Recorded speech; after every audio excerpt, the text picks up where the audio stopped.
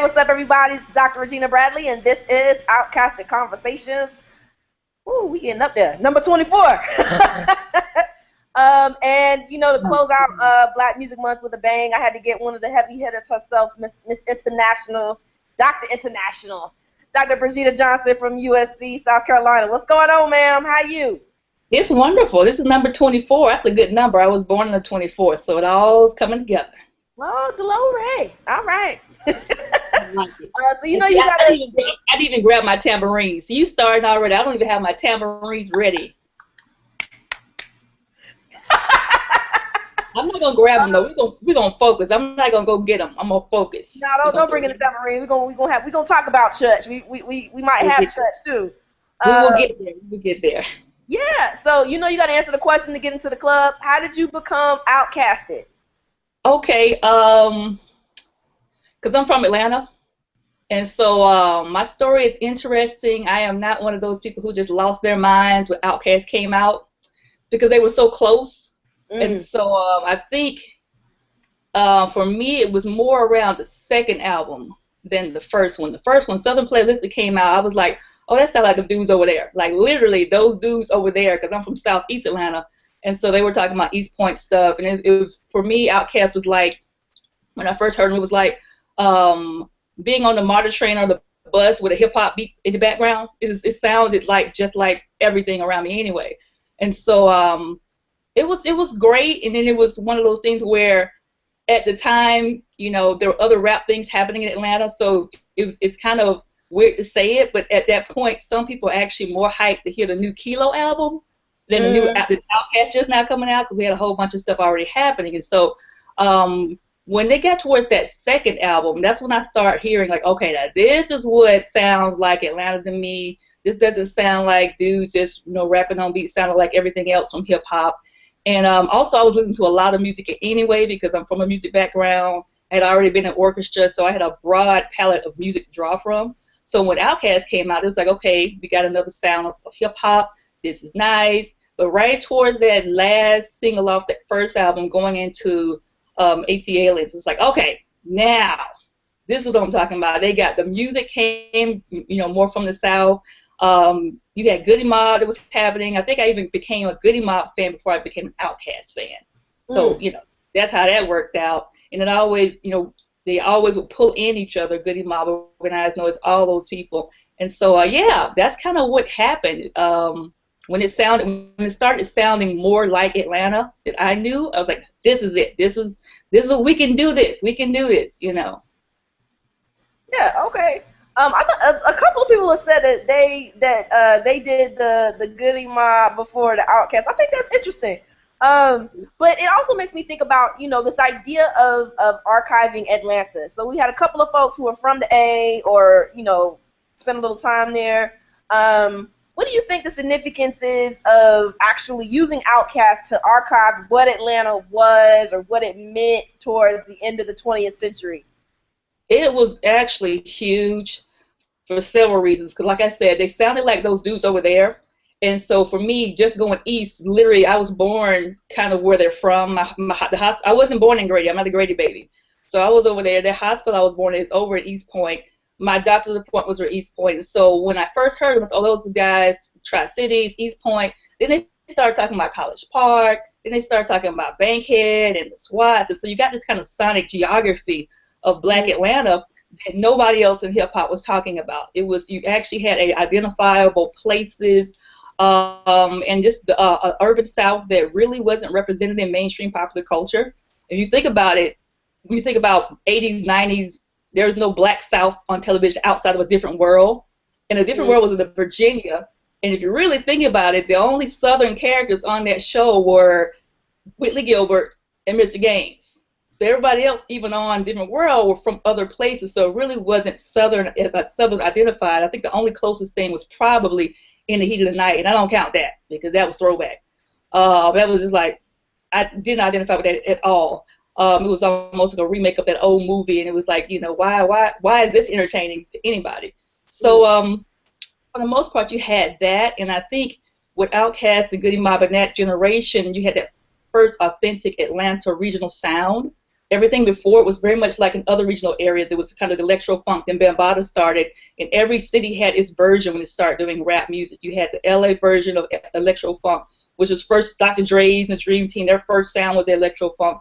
You had a lot of that in the Miami bass sound, and so in Outkast, and even before, a little bit before that Arrested Development, they represented Atlanta coming out of imitating the Southern bass Miami sound, because that was very influential in the area. So it gave you that kind of sonic representation of what was happening in Atlanta. It gave you that community presence of all the different areas being named and different like lifestyles and how people, you know, lived in Atlanta, and particularly in the South. You really didn't have anything outside of Martin Luther King as this kind of image of what Atlanta was about. And so Outkast comes out and you see youth, urban, still community oriented. That's interesting because a lot of hip hop at that time, you had this kind of dejected, pushed aside, forgotten about youth culture. And when you came down to the South, it was different because you had still a lot of community. The whole concept of what gangs were doing was totally different because that was kind of delayed. The crack era was a little bit delayed.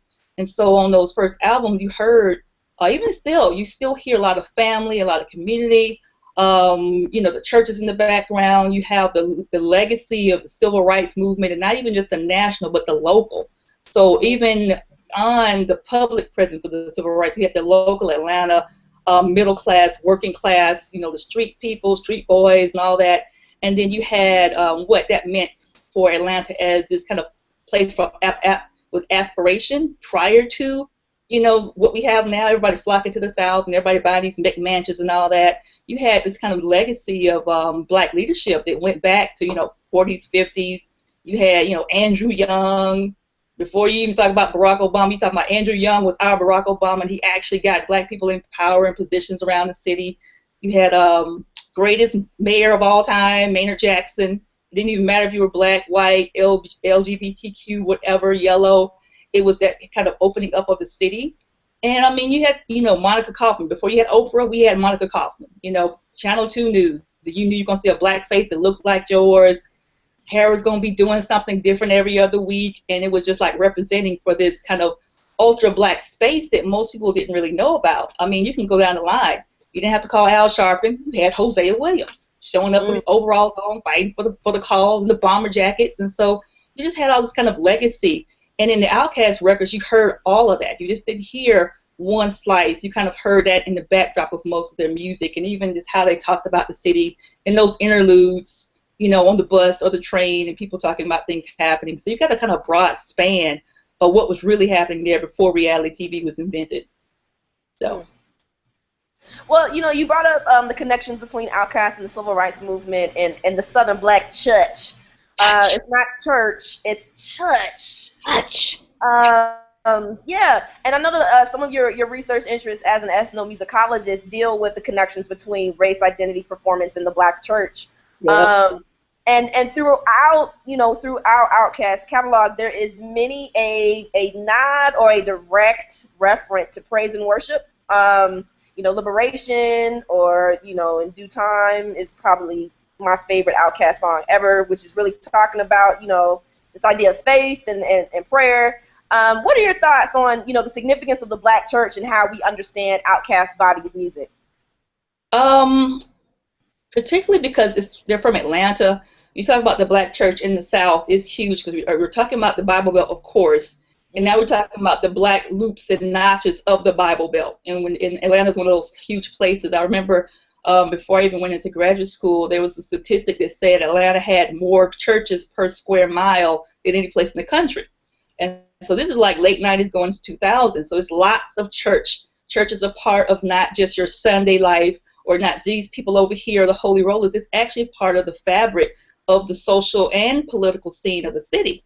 And so I had a friend who had a job at City Hall, and on her orientation tour, they went around the, you know, an actual physical tour of the city, and her boss basically showed her this is where the old white money is, this is where the old black money is, this is where the lesbian money is, this is where the gay male money is, and these are the powerful churches. And so on her job, she learns where the powerful churches in the city are, and it basically how the political community works with sometimes these different entities. And so some people, you know, even in business communities, know if they go to certain churches, they make certain connections, or if you want, you know, these type of connections, you go to this church, or in some cases you belong to this church because you can socialize with people as well as have this kind of faith community. And so it basically becomes a very big thread in their music, because it's not just church, it's also faith and spirituality. And it's very natural. It's not preachy. It's not pointing at you. It's really one of those things where in some hip hop, when you hear, for example, faith or God mentioned, it's either as a last resort or you're in some kind of crisis. And it's very kind of narrow, one-shot view of it. But when you look at Outkast, you have them having not only the kind of lyrical references, but you actually have conversations. You had that part on Love Below where Andre is talking to God about finding a soulmate. And so the fact that, you know, it already says he's talking to God in the first place, but it assumes that there's always a relationship with God in the background for both of the Outkast members. They have a relationship with God, and they have this kind of conversation. In the case of that interlude, he's asking for a soulmate, and then it's not always clean. He's kind of respectful, but then a little bit messy, because he's actually cursing when he's talking to God. And he also finds out, oh, God's a lady, so he's basically imagining God as a female, asking for a soulmate.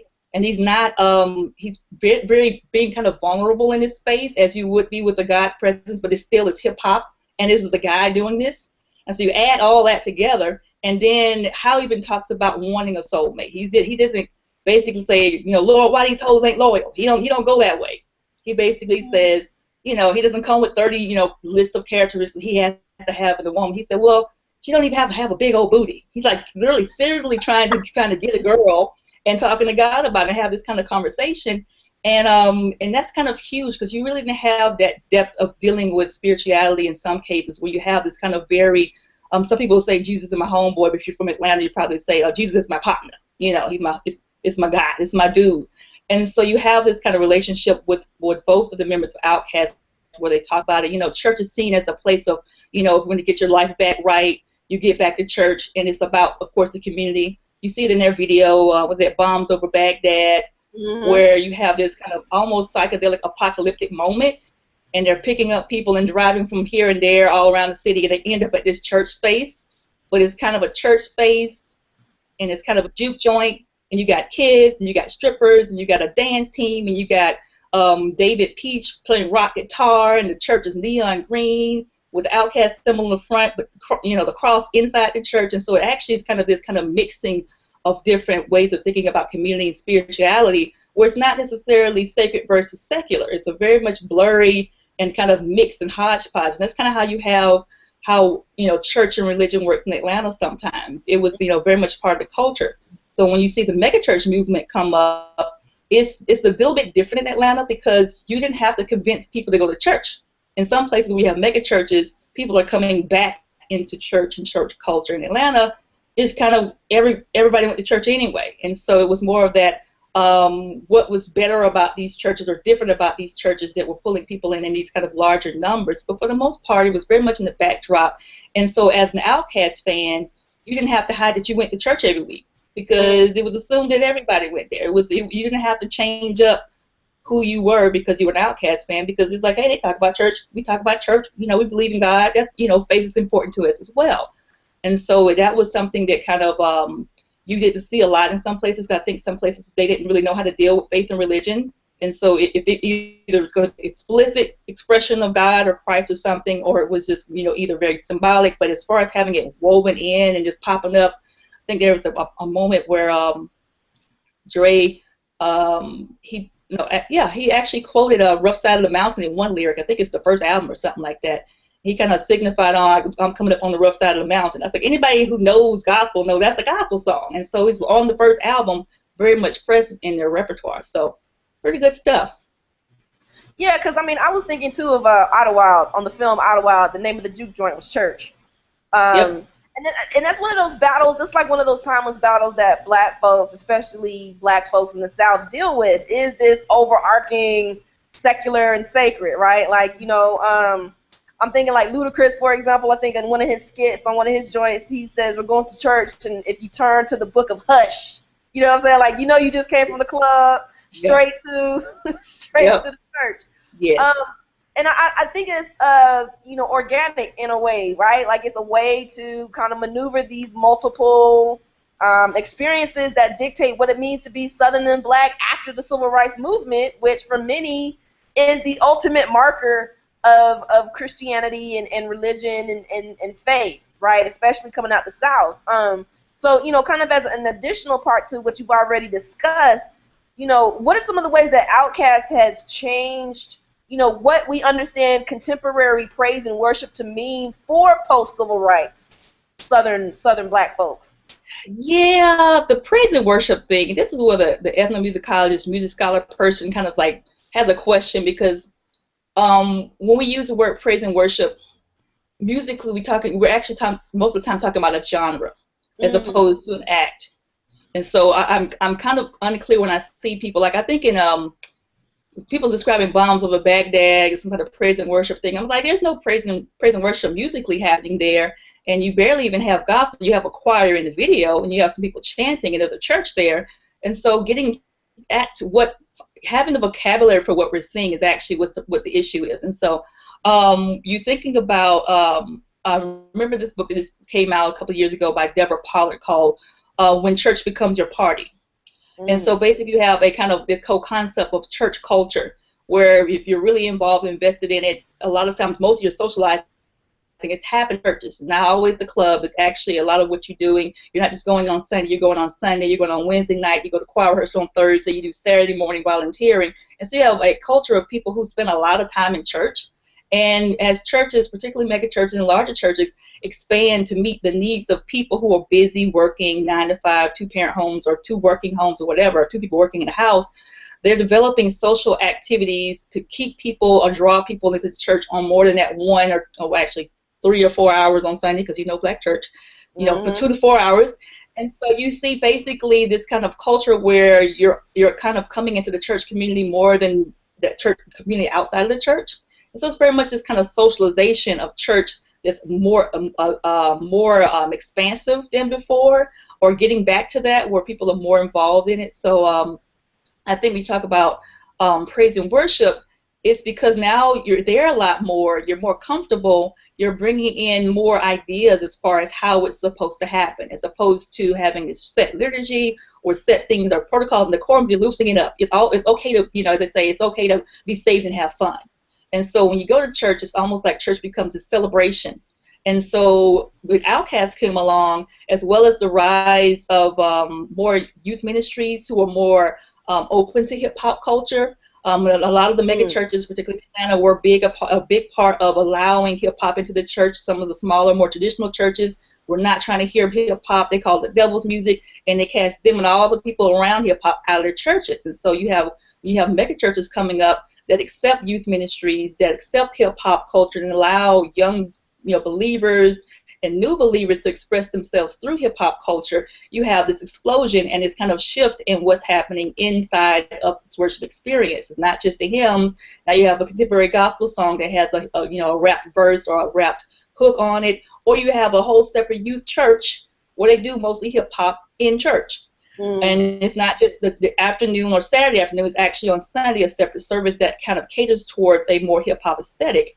And so it kind of Outkast becomes that thing where you can express your Atlanta roots, your Southern roots, your church roots, and in some cases your cosmopolitanness. It doesn't have to be left out in some of these more contemporary progressive spaces. In some cases, your traditional church wanted it so traditional you couldn't be the person who you were the other 6 days of the week. Not just hip hop, but even if you were more cosmopolitan, if you were more educated, these more contemporary churches were like, yes, bring your talents. Don't just sit up in the pews and give us your money. If you want to start a bikers ministry, come start a bikers ministry. If you want to do hip hop ministry, come do that. If you want to, do a Zumba class. And so these churches that start to broaden their experiences as far as, what they offer their members, hip hop kind of gets folded up into that as well. And so Outkast becomes a part of that, especially because they're not murky about their beliefs. Even if they're not the perfect guys, or even if it's not neat, they do understand that there's this higher power involved, and they even have a place for young people to question it. I think that song, Church, on the album of the Speaker Box, I think, where he basically the first hook is, why are we here? What are we here for? That's just like 101 existentialism. Young people asking, why are we here? What are we here for? And so you have that, and then the whole song talks about getting back to church, as far as, getting back to community, getting back to a place where you can kind of get yourself together, and it's not necessarily, you're going to go to hell. It's not fire and brimstone church. And so Outkast kind of parallels what's happening in a lot of contemporary churches, where people are more about your purpose, you doing well, bringing all your talents and kind of bringing all your stuff, good or bad, and getting it washed up at the church and then going back out into the communities. Oh, that's glory. Amen. Hey. I think that's a great place to end the conversation. Dr. Johnson, how can people get in touch with you? What you got going on with your life? Oh my goodness. Let's see. I've got a lot going on. I'll be at Baylor University in October at the Black Gospel Restoration Project Symposium. They have a wonderful archiving project where they have people can send their gospel records to Baylor. They will pay for your postage and digitize it and preserve it and send it back to you. I'll be at the Society for Ethnomusicology meeting in November with you on this wonderful panel on Amiri Baraka 50 years later. And let's see, that's basically it. And of course, University of South Carolina, check us out. Google me. I think that's about it. I think the easiest thing to do is just Google me. Just Google me. That's a drop the mic moment. Hey, Google me. I'm on Twitter, but I'm not really on Twitter. I follow and I tweet every once in a while, but for the most part, yeah, Google me. You'll find me. Okay, cool beans. Well, thank you for giving us a little bit of your time and taking us to church and all that good stuff. Oh, wait. One more, wait. I gotta do it, because, Oh, did you really bring a tambourine? I was like, I had to go back in, because Outkast came out when I was going into undergrad, and so I had to bring my ephemera. We call this ephemera in ethnomusicology. So this is the Outkast flyer from when it came out. Boom. Yes. Archival project. That's what we do. Hey, look at that. Good Mob. Yes. Okay, that's like my favorite Goody Mob song ever in life. Boom. There we go. It's all pristine. Before I Am Not My Hair, we had Goody Mob. Skin. Boom. There you go. So yeah, I had to bring a visual aid. Yes, that's how you win a conversation. I love it. I'm Dr. Regina Bradley. This is Outkasted Conversations. We'll holler at y'all next week. Y'all be easy. Bye.